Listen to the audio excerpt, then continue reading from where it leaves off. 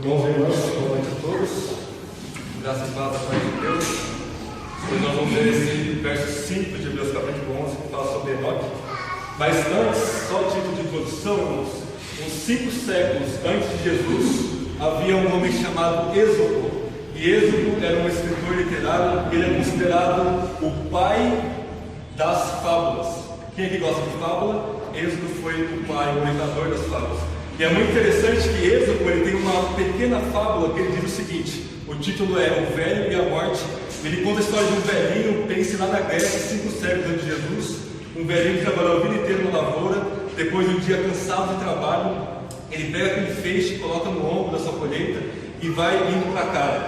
Em determinado momento, esse velhinho está tão cansado, tão estressado, que ele joga o seu feixe de colheita no chão e começa a reclamar da vida, não é? Próprio aí da nossa idade avançada, mas próprio de todos os seres humanos. Ele começa a reclamar de tudo, irmãos.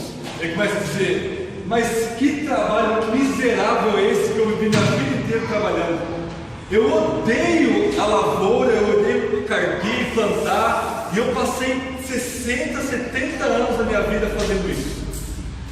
Ele continua reclamando e diz: a minha esposa, ela a vida inteira me atazanou. Ela é uma mulher mesquinha, chata, me estressa, e ela é totalmente insubmissa a mim. E esse velho continua: os meus filhos são desobedientes, desordeiros, só me envergonham na rua. Minha vida é uma miséria. E esse velhinho ele pega todo estressado e cansado e diz: ó morte, por que você não vem acabar com os meus problemas? E então, na frente dele aparece o rei dos horrores, a própria morte, face a face, pergunta para ele: o que eu posso te ajudar? E aquele velho espantado, tremendo, diz: nada. Eu só queria que você me ajudasse a pegar meu feixe de volta, que eu vou continuar meu caminho aqui. Irmãos, o que essa fábula de Êxodo nos ensina é que, por mais miserável e chata e maçante que a nossa vida seja, nós seres humanos sempre temos a tendência de nos agarrar à vida. Por mais mesquinhos, por mais que nós estejamos passando fome, sem empregos, com uma vida horrível, o natural nosso é não querer morrer, é sempre nos agarrarmos à vida. Com exceção de alguns queridos nossos que sofrem com alguma depressão ou algo do tipo, o normal da natureza humana é querer viver, luta pela sobrevivência. Irmãos, a morte ela causa em nós essa estranheza, essa ruptura, essa incongruente, ela não se encaixa bem com a nossa estrutura criada.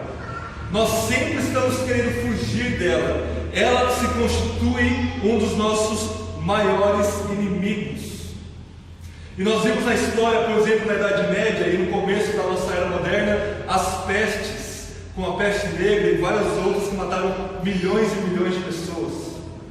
Nós acabamos de sair recentemente de 2 guerras mundiais e os regimes totalitários do século XX que mataram milhões e milhões, incontável número de pessoas. E você, pela sua experiência própria, talvez já perdeu alguém muito querido, já perdeu talvez várias pessoas que você ama, e em algum momento a morte vai encontrar com você, ela vai se encontrar comigo, nós vamos passar por isso. Mas nós não queremos, isso é estranho para nós. Nosso próprio Senhor Jesus, ao ver Lázaro, seu amigo, morrendo, ou após morrer, em João capítulo 11, o que ele fez? Chorou. Ele não chorou porque o pessoal estava acreditando nele, ou porque Marta e Maria estavam incrédula, mas ele chorou diante da estranheza e do horror que é a morte na nossa vida. Irmãos, vocês estão abertos em Hebreus capítulo 11, versículo 5? O nosso texto diz que pela fé, Enoque não experimentou a morte. Ele foi arrebatado, ele não experimentou a morte. E esse é o primeiro ponto que nós vamos ver hoje: a experiência da morte. A experiência da morte, que é algo horrível. Nós lemos em toda a narrativa de Gênesis: fulano nasceu, cresceu, teve tantos filhos. Nós temos uma das palavras mais solenes de Gênesis: e morreu, e faleceu, e deixou de viver Vayamot em hebraico, uma palavra fortíssima, pesado. É uma palavra que não era para estar na narrativa de Gênesis. A história da humanidade era para ter continuado sem essa tragédia cósmica das nossas vidas, nossa experiência. E com exceção de Enoque e também do profeta Elias, que misteriosamente foram arrebatados para o céu para não experimentar a morte, irmãos, essas duas exceções apenas servem para confirmar a regra geral. Todos nós vamos experimentar a morte. Enoque e Elias tiveram esse privilégio, nós não sabemos como ou porquê, porque nós sabemos que ele agradou a Deus, mas eles não passaram pela morte. Mas, irmãos, como no livro de Gênesis, como na história bíblica, todos nós vamos experimentar em nosso ser, em nossa vivência, a morte. E o que é a morte? Morte nada mais é do que a separação da vida. E durante a nossa vida cristã nós entendemos que existem 3 tipos básicos de morte, a qual são apenas 3 aspectos da mesma coisa horrível chamada morte. A primeira delas é a morte espiritual. O que é isso? É a nossa separação, é o nosso afastamento do Deus da vida. Então, quando Adão e Eva pecaram, Deus disse: no dia que você pecar, você vai morrer. E no dia que eles pecaram, eles morreram, eles foram separados de Deus. Irmãos, todos nós nascemos assim, como nós vemos em Efésios capítulo 2, nós somos espiritualmente mortos, espiritualmente separados do Deus da vida. Mas nós também temos a morte física, que é a separação do nosso corpo, da nossa alma, que não foi criada para se separar, mas então nós temos essa ruptura drástica da morte. Nós temos o terceiro nível de morte, que Apocalipse chama de a segunda morte, que é a separação eterna da bondade, do amor, da graça de Deus no inferno de chamas eterno. O apóstolo João chama essa morte de o lago de fogo, ou a segunda morte. Seja como for, irmão, seja espiritual, a física ou a eterna, o ponto é que morte é a nossa separação de Deus, é a nossa separação da própria fonte da vida que nos criou, e é a consequência primeira do nosso pecado. Porque o que é o pecado? É nós dizemos: Deus, eu não quero o Senhor, eu não quero a sua vida, eu não quero a sua alegria, a sua paz, eu quero a mim mesmo, eu quero ser o próprio Deus. Nós nos tornamos deuses da morte, nós nos tornamos ídolos, nós nos afastamos de Deus. Irmãos, toda a trajetória do Antigo Testamento, toda a trajetória da humanidade é um crescente afastar da fonte da vida, que é o próprio Deus. Se não vejamos, Adão e Eva pecam, comem aquele fruto, querem ser igual a Deus, Deus dá a sentença, morte, como consequência. E qual é a primeira coisa que Deus faz? Deus expulsa-os do Éden. O Éden, aquele jardim, era um símbolo real, histórico, é claro, mas era para simbolizar a presença de Deus entre os homens. Então Deus vinha no Éden de forma imediata, de forma sem mediadores, ele vinha e estabelecia a sua presença, a sua comunhão, a sua vida entre os homens. Adão e Eva pecam, foram expulsos do Éden. O que significa isso? Foram expulsos de Deus, foram expulsos da presença divina, foram expulsos da graça, da bondade de Deus, foram expulsos da própria vida. É por isso que nós chamamos de morte espiritual, a expulsão da vida do jardim do Éden. E a humanidade, ela não se arrepende, ela continua em seus pecados, até que em Gênesis capítulo 6 nós temos o quê? O dilúvio. Deus traz a morte para todos, exceto a família de Noé. E na família de Noé, na sua condição responsável de um novo Adão, de começar a criação, Noé peca, e os seus filhos pecam, e Abraão peca, e todos morrem, vão morrendo e morrendo. Então nós chegamos em Moisés e no povo de Israel. O Egito, aquela escravidão, era considerada como uma morte para aquele povo, era algo muito brutal, muito opressivo. E Deus levanta Moisés, levanta o seu irmão Arão e diz: Moisés, livra esse povo. Então, vocês conhecem a narrativa do Êxodo. Deus livra-os daquela escravidão, da morte do Egito, e leva-os a Canaã. E antes de chegar em Canaã, Deus no Monte Sinai dá a lei para Moisés, e depois em Deuteronômio ele diz: olha, povo meu, eu coloco diante de vocês a vida e a morte, escolham pois a vida para que vocês vivam. Israel escolheu a vida. Eles tinham essa disposição para escolher a vida divina. É só continuar lendo o Antigo Testamento. Israel continua pecando, continua se afastando de Deus, continua mais e mais acumulando morte para o seu próprio coração. Eles têm um coração devotado não a Yahvé, mas à própria morte e aos seus pecados. E a narrativa dos reis, do livro de Reis de Crônicas, conta que rei após rei ia vindo, e a frase é: e fez o que era mal diante dos seus olhos, mais do que o seu pai que foi. Então Deus vem 5 séculos antes de Cristo, destrói Jerusalém através da Babilônia, do rei Nabucodonosor. Irmãos, quando Deus estabeleceu um templo em Israel, é como se fosse um restabelecimento de novo do Éden. É como se fosse Deus vindo de novo, a sua presença vivificante habitar entre os homens.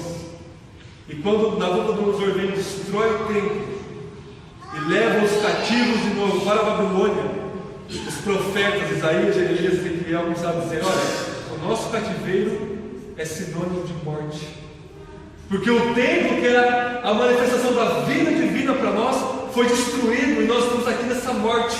Irmãos, quando Nabucodonosor levava os cativos israelitas para a Babilônia, eles formavam uma fila indiana, linear, e cada um amarrado ao de trás e ao da frente, ao da frente e de trás. E quando um morria, o que acontecia? O outro na frente caía, o de trás caía, eles acabavam morrendo, e aquela trilha de Jerusalém para a Babilônia foi uma trilha de morte, foi um vale de morte. É por isso que Ezequiel 37, nós temos o profeta diante de um vale de ossos secos, e Deus pergunta: filho do homem, pode viver esses ossos? E Ezequiel, diante da morte, ele diz: tu sabes, Senhor. Vocês veem? Toda a trajetória bíblica, irmãos, é um acumulamento, é uma crescente, mas não para cima em volta, em direção a Deus, mas para baixo em direção à morte. E o clímax dessa narrativa da morte é a crucificação do nosso Senhor Jesus Cristo, que nós acabamos de ler e cantar. Cristo na cruz, Ele experimenta as 3 mortes por nós. Na cruz, Ele cita o Salmo 22 e diz: Deus meu, por que me abandonaste? Ou seja, aquele homem que foi o único que não pecou, que não merecia a morte, foi separado de Deus, mesmo antes de seu último suspiro. Aquele que vivia eternamente com Deus, que não teve 1 milésimo de segundo, que teve uma eternidade inteira antes da criação, desfrutando da presença de Deus por você e por mim. Ele é separado de Deus, ele é considerado pecador. Então a narrativa dos evangelhos diz que ele dá o último suspiro, diz: Pai, perdoa-os, não sabem o que fazem. Ele rende seu espírito e ele experimenta a morte física. E nesse ínterim, irmãos, a morte eterna que era para mim e para você cai sobre Jesus. Jesus experimenta a plenitude da ira divina, a plenitude da maldição, do julgamento, da ira, da santidade contra nós, que era para ser contra nós, caiu sobre Jesus. E ele rende seu espírito e morre. Vocês veem? Jesus morreu espiritualmente, foi separado de Deus, ele morreu fisicamente, e ele experimentou o nosso inferno eterno sobre si mesmo. Essa é a grande trajetória da narrativa bíblica. E a grande pergunta de Hebreus para nós, que diz que Enoque não experimentou a morte, mas em Hebreus capítulo 2 diz que Jesus experimentou a morte por nós. A grande pergunta que fica pairando no ar é: você tem experimentado a morte dos seus pecados, ou a vida que flui da morte de Cristo Jesus? Essa é a questão, irmãos. E como você sabe que você está experimentando a morte ou a vida? Como é Deus? Vamos pegar só algumas características. Deus é amor, é vida, é alegria e é paz. É graça, é misericórdia, é bondade. Você tem experimentado no seu coração amor, paz, alegria, bondade, misericórdia, que se manifesta e se significa na sua vida cotidiana? Ou você tem experimentado ódio, ira, inveja, calúnia? Você tem experimentado avareza? O que o seu coração tem experimentado, irmãos? Será que é o cálice da morte ou é o cálice da vida que Jesus proporcionou para nós com sua própria morte? Olhe para você essa noite. Não saia daqui continuando bebendo isso que você está bebendo. Jó capítulo 15 diz o seguinte, que os céus não são puros aos olhos de Deus, de tanto que Ele é santo. Quem dirá o homem? E a expressão é o seguinte, que bebe iniquidade todos os dias. E se você vive uma vida caracterizada por um viver que você que manda, que é você que decide, que é você que dá as ordens, e que é você que peca, e você se satisfaz com essa falsa alegria, essa falsa vida, essa falsa paz que os seus pecados proporcionam, diferente de Enoque, você tem experimentado a morte espiritual. Mas, irmãos, o que Deus está dizendo para nós hoje, o que o Evangelho diz para nós hoje, o que nós cantamos hoje é: o cálice da vida está disponível para todos nós. Você precisa crer, você precisa abandonar esse experimentar da morte, você precisa abraçar alegremente, voluntariamente a vida que há em Cristo Jesus. É isso que nós temos que fazer aqui hoje. Apenas deixe. Você sabe disso. Toda vez que você mente, toda vez que você vê coisas indevidas na internet, toda vez que você pensa mal de um irmão, toda vez que você deseja riqueza acima de tudo, que você deseja um trabalho melhor como se fosse um Deus, que você deseja uma família perfeita como se ela fosse te salvar, você sabe que o final disso é morte, é vazio, é desprezo, é miséria, é insignificância da vida. Você sabe disso. E toda vez o pecado bate na sua porta e te engana, como se fosse o vendedor mais habilidoso do mundo. Ele diz: coma desse fruto e você vai ser como Deus. Aí você come, morre. É como se esse fruto fosse a própria morte engomada, com cascas, e você come ela com tudo. Irmãos, não experimentem a morte. Abram mão disso. Cristo Jesus morreu por nós, para que nós possamos experimentar a vida de Deus novamente. Amém? Esse é o nosso primeiro ponto, irmãos. O segundo ponto, já mudei aqui, o movimento em direção à vida. Veja, Hebreus capítulo 11, versículo 5. Antes de falar que Enoque não experimentou a morte, o texto diz que pela fé Enoque foi arrebatado. A palavra que os crentes gostam muito hoje, né? Foi arrebatado, foi transladado para estar com Deus. Irmãos, a palavra arrebatado aqui é uma palavra muito simples. Ela significa apenas movimento. Ela significa apenas um transporte. Então, para tudo que os gregos, na época de Jesus, os judeus, iam mudar de um lugar para outro, fazer uma mudança de casa, mudar qualquer coisa de lugar, ele usava essa palavra, arrebatado. Nós traduzimos para arrebatado, mas a melhor tradução é movimento. Foi transportado. Mas isso não perde a significância que Enoque, ele não passou pela morte. Deus o pegou do seu estado aqui na terra e o levou direto para si mesmo, para a vida eterna, e de alguma forma deve ter transformado o seu corpo ali, por causa do Messias Jesus que viria futuramente. Mas, irmãos, trazendo para nós hoje, nós não seremos arrebatados como Enoque. Esqueça disso, né? Foi uma exceção à regra, como disse Enoque e Elias. Não fique esperando ser arrebatado a qualquer momento, nada mais importa. Não, irmãos. O que esse texto aplica-se para nós imediatamente é esse movimento da morte para a vida.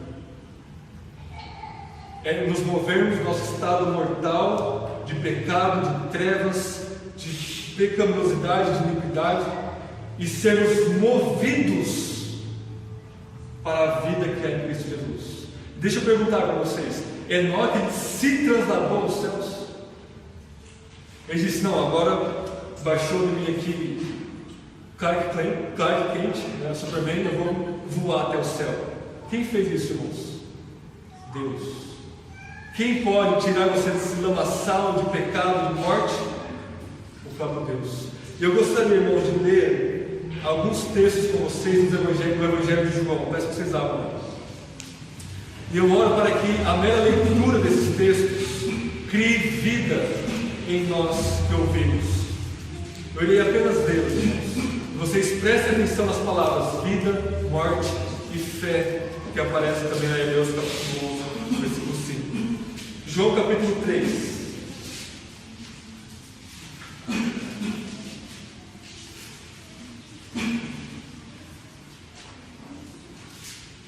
João capítulo 3, a partir do verso 14. Olha o que diz, irmãos, depois de Jesus falar sobre o nascimento do poder. João 3,14. Assim como Moisés levantou a serpente no deserto, também é necessário que o Filho do Homem seja levantado, para que todo aquele que nele crê tenha a vida eterna. Porque Deus amou o mundo de tal maneira que deu seu Filho unigênito, para que todo aquele que nele crê não morra, não pereça, mas tenha a vida eterna. Pois Deus enviou seu Filho ao mundo não para que julgasse o mundo, mas para que o mundo fosse salvo por meio dele. Quem nele crê não é condenado, mas quem não crê já está condenado, pois não crê no nome do Filho unigênito de Deus. E o julgamento é este: a luz veio ao mundo, e os homens amaram mais as trevas em lugar da luz, pois as suas obras eram más. Pois todo aquele que pratica o mal odeia a luz e não vem para a luz, para que as suas obras não sejam expostas. Mas aquele que pratica a verdade vem para a luz, a fim de que se manifeste que as suas obras são feitas em Deus. Agora veja o último versículo desse capítulo, João 3,36. Quem crê no Filho tem no presente a vida eterna. Quem, porém, mantém-se em desobediência ao Filho não verá a vida, mas sobre ele permanece no presente também a ira de Deus. Agora, abre João capítulo 5, verso 39.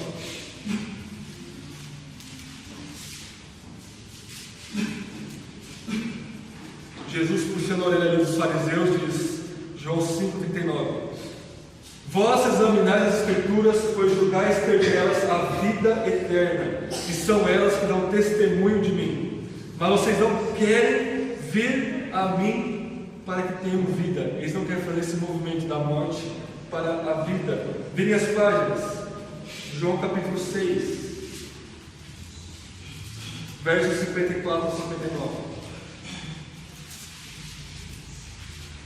Um discurso de Jesus que escandalizou a muitos. Ele diz, João 6,54: Quem come a minha carne e bebe do meu sangue tem a vida eterna, e eu ressuscitarei no último dia. Porque a minha carne é verdadeira comida e o meu sangue é verdadeira bebida. Quem come minha carne e bebe do meu sangue permanece em mim e eu nele. Assim como o Pai que vive me enviou e eu vivo por causa do Pai, assim quem de mim se alimenta também viverá por minha causa. Este é o pão que desceu do céu. Não é como o caso dos vossos pais que comeram maná e morreram. Quem comer este pão viverá para sempre. Jesus falou essas coisas enquanto ensinava na sinagoga. João capítulo 8, verso 21.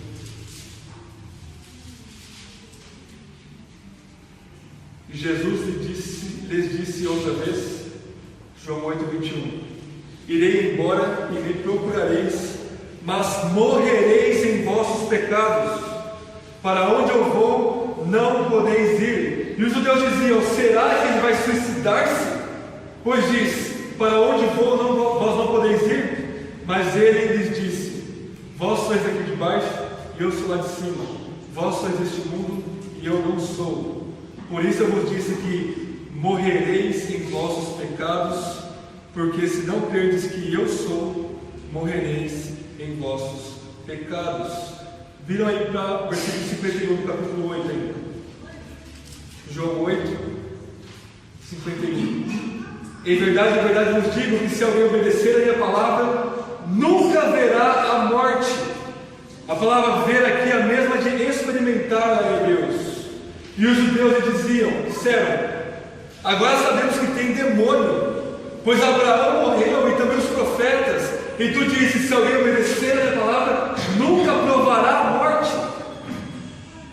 Acaso tu é maior que o nosso pai Abraão, que morreu, e também os profetas que morreram?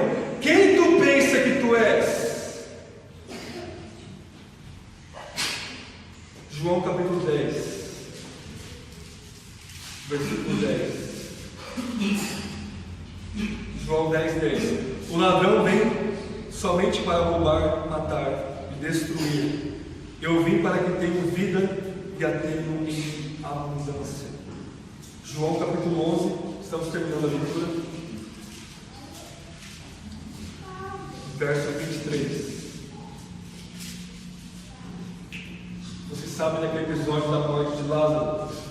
João 11, 23. Jesus lhe respondeu: o teu irmão ressuscitará. Disse-lhe Marta: eu sei que ele ressuscitará na ressurreição, no último dia.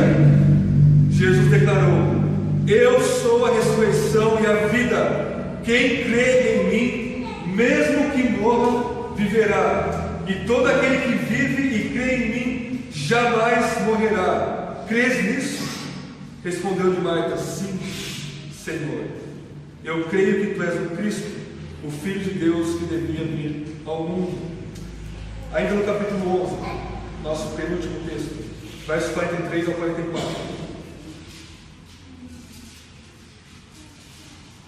E tendo dito isto, exclamou em alta voz, Jesus dizendo aqui: Lázaro, vem para fora. E o que estivera morto saiu com os pés e as mãos atados com faixas e o rosto envolto num pano. E Jesus lhe disse: desatai-o e deixe-o ir. Último verso, irmãos, capítulo 12, verso 32.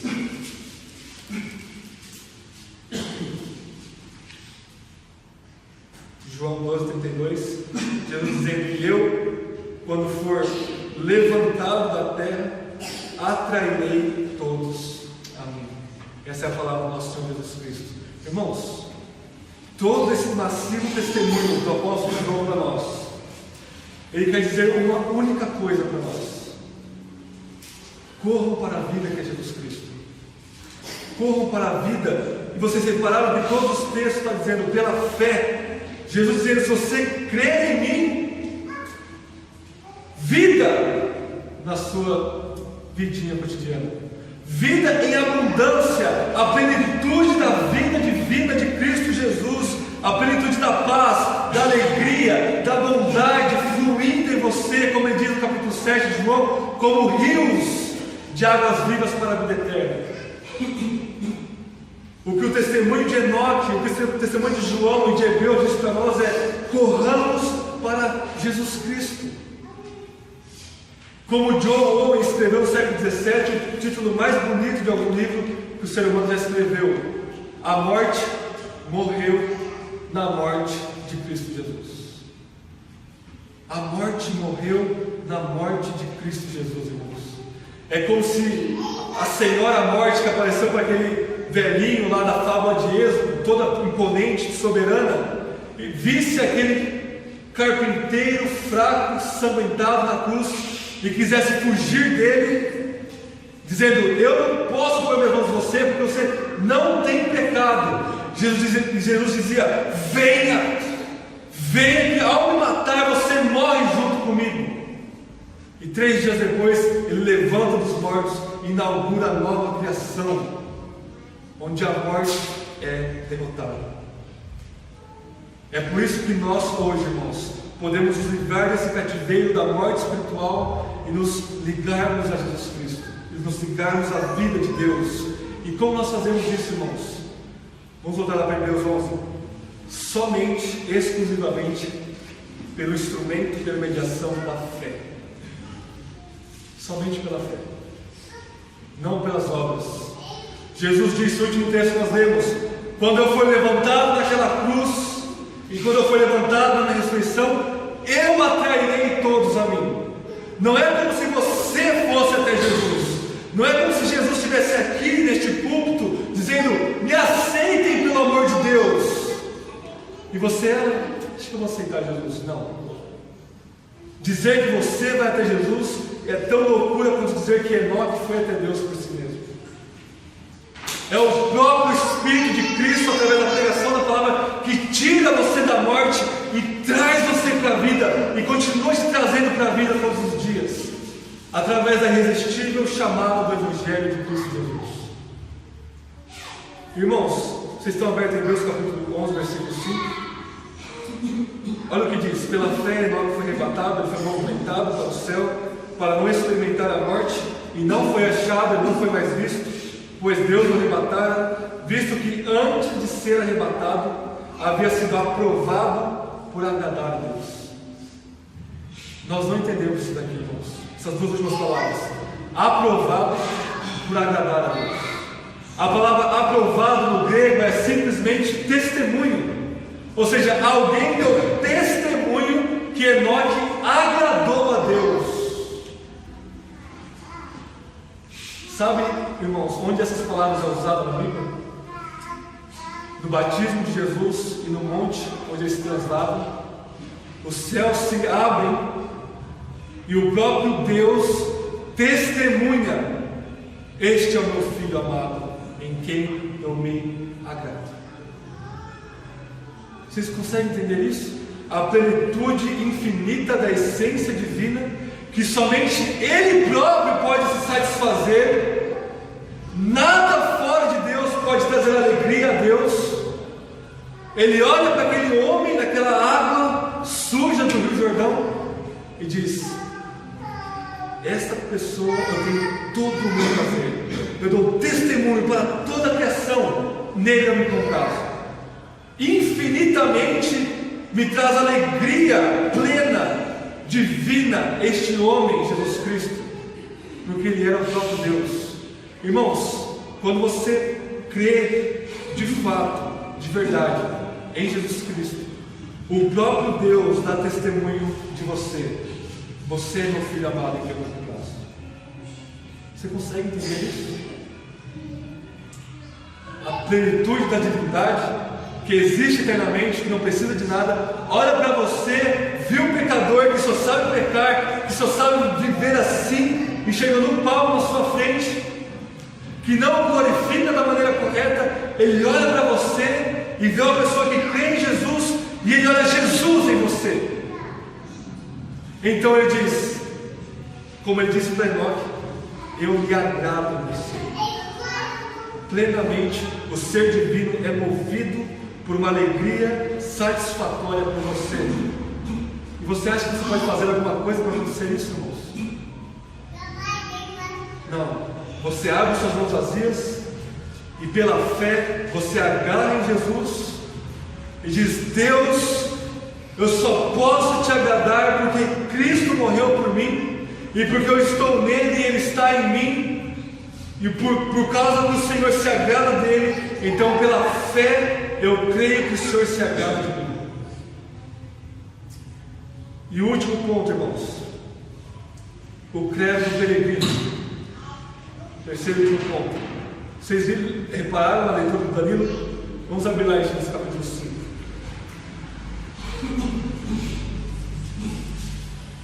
Há um componente aqui em Gênesis 5 que não há lá em Hebreus, e há lá em Hebreus que não há aqui em Gênesis 5.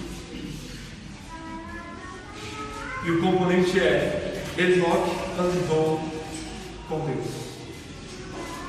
Enoque, por 300 anos, andou com Deus. Irmãos, prestem atenção numa coisa. Quando nós começamos a pregar em Hebreus capítulo 11, eu mencionei sobre nossa tendência de idolatrarmos heróis. Não falei? E durante a história, várias nações imponentes, através da literatura, constituíram para si heróis que representassem a nação. Então, por exemplo, Homero, no século VII a.C., ele escreve Ilíada e Odisseia. Nós temos Ulisses e Aquiles como os grandes heróis, valentes e astutos da Grécia. Tempo depois, para copiá-lo, o romano Virgílio escreve uma obra Eneida, uma cópia de Homero. Então nós temos o herói Enéas representando a glória de Roma. Na época das grandes navegações, Portugal reinando ali no século XV e XVI, descobrindo várias terras, Luís de Camões escreve os Lusíadas. E aí nós temos Vasco da Gama como o grande herói valente português que iria conquistar o mundo debaixo dos pés de Portugal. Vocês sabem qual é o herói brasileiro da literatura? Mário de Andrade escreve uma obra chamada Macunaíma. Macunaíma é o nosso herói. E Macunaíma é um índio perverso, com todas as falhas que existem no caráter. Ele é mentiroso, ele é oportunista, ele é o típico jeitinho brasileiro, ele não tem nenhuma qualidade sequer, e a maior característica dele é a preguiça. Os 6 primeiros anos de vida, a única coisa que ele falava é: ai, que preguiça. Ele não falava mais nada. Fala comigo, Macunaíma. Preguiça. Ele ficava o dia inteiro na reclamação. Esse é o nosso herói brasileiro, vocês têm uma noção. Irmãos, eu estou dando essa volta aqui para dizer que Enoque, na literatura judaica, irmãos, aí a apócrifa, que não entrou no Antigo Testamento, ele foi elevado como se fosse um super-herói. Os judeus escreveram, por exemplo, 1º, 2º e 3º Enoque, ou vários livros que retrataram Enoque, um homem misterioso, o qual Moisés escreve poucas palavras sobre. Ele foi arrebatado para os céus porque ele agradou a Deus. Então os judeus já começam a especular: Enoque não tinha pecado, Enoque era um super ser humano. Enoque, quando foi arrebatado para os céus, ganhou uma certa onisciência. Deus revelou tudo para Enoque. E irmãos, eu estou citando os textos judaicos literalmente. Enoque se assenta à destra de Deus como um rei, é quase um Messias. E ele é um super ser humano, quase divinizado. Mas não é assim que a Bíblia retrata os seus heróis, irmãos. Como nós já vimos, Enoque era um miserável, perdido, desgraçado, maldito pecador como eu sou. Ele já desfrutava. O texto diz que ele andou 300 anos com Deus, mas ele viveu 365. Ou seja, ele viveu 65 anos sem Deus, nos seus pecados, na sua morte, na sua vileza e miséria, assim como eu e você. Então Deus, por sua graça soberana, dá a fé para Enoque, e Enoque desfruta dessa vida com Deus, e então ele agrada a Deus. Irmãos, você não vai ser um super crente nunca. Você vai continuar fraco, você vai continuar pecando. Se você vestir uma roupagem super religiosa, de uma pessoa que está acima das outras, de uma pessoa que é mais santa que as outras, e você acha que você está agradando a Deus mais por isso, na verdade Deus está abominando-te mais por isso. Porque você pensa que você pode agradar a Deus por você mesmo. Vocês veem a loucura disso? Mas pelo contrário, a caminhada de Enoque foi caracterizada pela fé. Ele continuou agradando a Deus pela fé. E nós somos caracterizados por uma vida de fé. Assim como o peregrino de John Bunyan, ele começa pela fé, ele continua pela fé, ele termina pela fé. Irmãos, para encerrarmos, eu gostaria de trazer para nós uma aplicação de cada um desses textos, de cada um desses pontos que Enoque nos ensina. Primeiramente, irmãos, relacionado com o experimento da morte, a fé de Enoque é uma fé num Deus que triunfa sobre a morte. Vocês já repararam nisso? A fé genuína é uma fé que crê que Deus pode, e não só pode, como Ele fez. Ele triunfou vitoriosamente sobre a morte. Por isso que ele não passou pela morte, ele foi trasladado diretamente para a vida, porque ele cria que Deus podia fazer isso. O próprio Adão, Deus diz: você vai morrer, Adão. Então ele morre. Mas na morte de Adão e Eva, Deus diz para a mulher: olha, do seu ventre vai nascer um que vai esmagar a serpente, que vai triunfar sobre a morte. O que Adão faz depois, irmãos? Ele dá um nome para a mulher. A mulher não tinha nome ainda. Ele diz: tu és Eva, que significa mãe dos viventes. É uma proto-fé aí, é uma proto-manifestação da fé. Adão, ele creu na palavra de Deus, que da mulher ele iria esmagar a morte. E então ele diz: você é a mãe dos viventes, não dos mortos. Abraão: eu vou matar o meu filho, como nós vamos ver em Hebreus 11, porque eu tenho fé que Deus vai triunfar sobre a morte e ressuscitá-lo de novo. Essa é a sua fé? Pergunte-se: eu tenho tamanha fé, ou tal qualidade da fé, que eu creio que Deus pode dar vida dentre os mortos? Então saia dessa morte que você está vivendo. Saia desses vícios, saia dessa pornografia que te pega. Creia que Deus pode triunfar sobre a morte do seu pecado. Creia, pois Ele pode e Ele vai, somente através da sua fé. Quando você estiver para o seu último suspiro, quando um câncer, quando uma doença que não tem cura te pegar, quando o seu carro estiver capotando num acidente, você sabe que você vai morrer, quando o ladrão apontar e você ouvir o tiro da pistola indo diretamente no seu cérebro, a sua estrutura criacional como criatura irá tremer. A morte, a estranheza da morte irá bater na sua porta e você vai vacilar. Nesse momento você vai passar, irmãos. Você vai, e eu vou.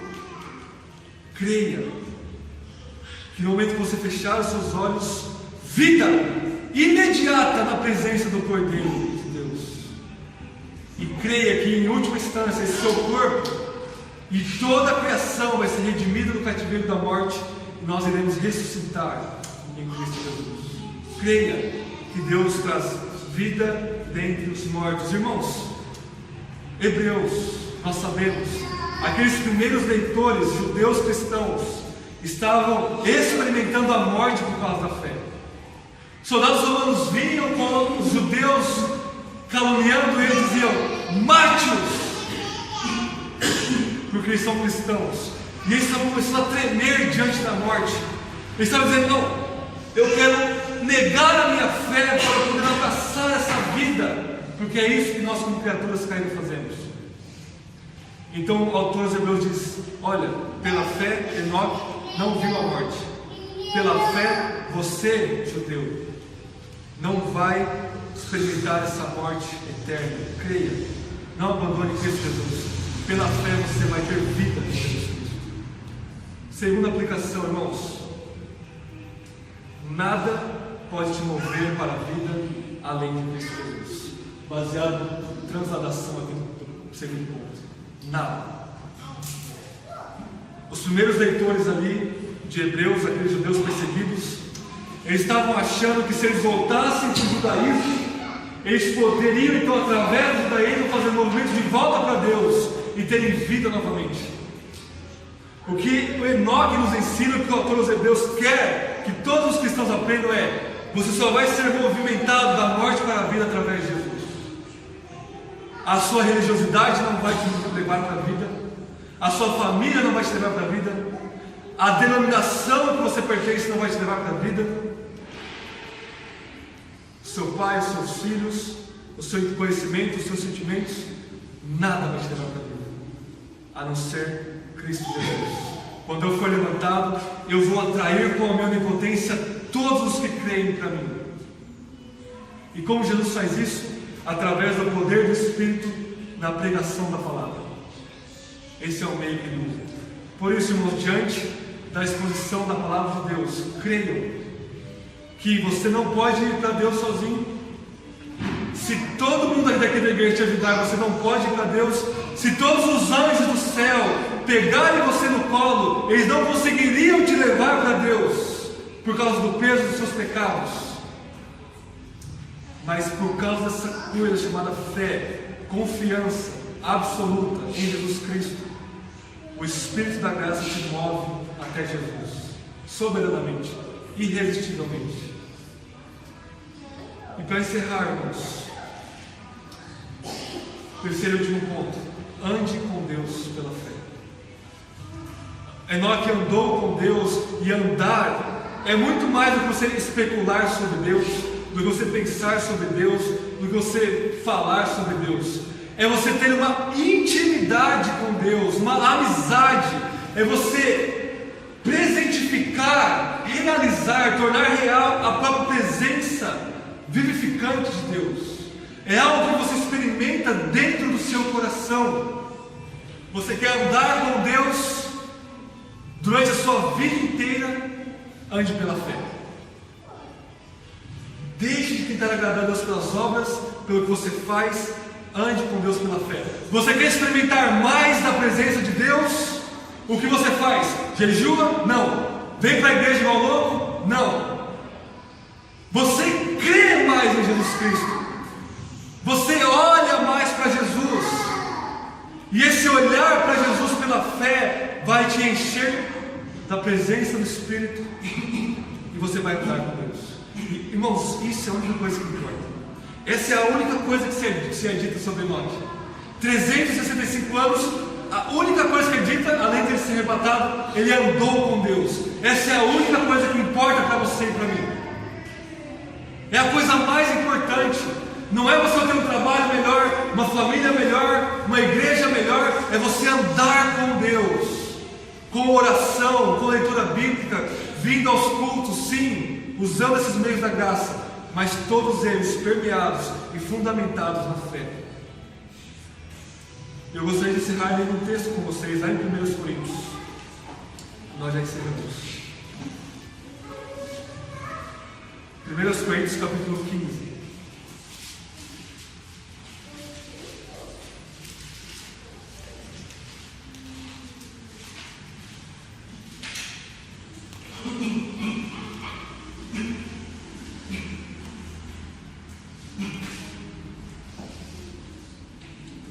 Capítulo 15, a partir do verso 54.